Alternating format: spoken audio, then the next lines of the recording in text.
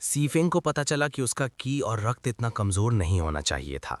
बाद में उसे समझ आया कि श्वानजी उसे लियांग युआन फूल खिला रही थी, लेकिन वो गलती से खुद उस प्रभावती चपेट में आ गया। उसे लगा कि अगर सीफेंग ने सच में वो शक्तिशाली फूल खा लिया होता तो वो अब तक मर चुका होता। इसलिए उसने उसकी असली पहचान पर फिर से शक किया और जांच करने का सोचा। जांच के दौरान उसने गलती से भाई लियू को बाहर निकाल लिया और उसके शरीर के अंदर छिपे दानव पर वार किया। सौभाग्य से शाओयिंग हुआ समय पर भाई लियू और तिंगनू को लेकर आ गई। तिंगनू ने न केवल दानव को निकालने में मदद की, बल्कि सीफेंग के दिल और फेफड़ों को भी ठीक किया। असल में सीफेंग के दिल और फेफड़े इसलिए क्षतिग्रस्त हुए थे क्योंकि उसने श्वानजी को बचाने के लिए उसके लिए घातक वार अपने ऊपर ले लिया था। बाद में वे लिंगलोंग की आत्मा लेने के लिए स्वर्ग भवन यानी स्काई हॉल जाना चाहते थे। तिंगनू के जन्मदिन उपहार की मदद से वे नश्वर लोक के निषिद्ध स्थान माउंट बुजू पहुंचे। जब वे आत्मा लेकर लौटने वाले थे तभी वूतोंग ने उन्हें रोक लिया। उसे पता चल गया कि आत्मा उनके पास है।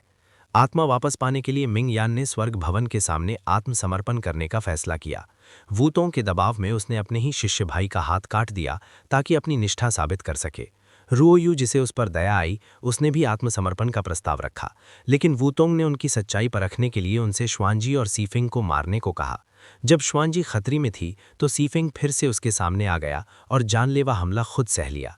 होश में आने के बाद गुस्से में श्वानजी को उसके बिस्तर के पास ड्रैगन गोल्ड सील मिली जो उसने पहले सीफेंग के पास देखी थी। इससे उसे शक हुआ। इसी बीच एक और महिला जिसने कभी सीफेंग से प्रेम किया था, ये सोचकर दुखी थी कि उसने फॉरगेट मी नॉट दवा खा ली है और उसे पूरी तरह भूल गया है। उसने बदले में एक चाल चली।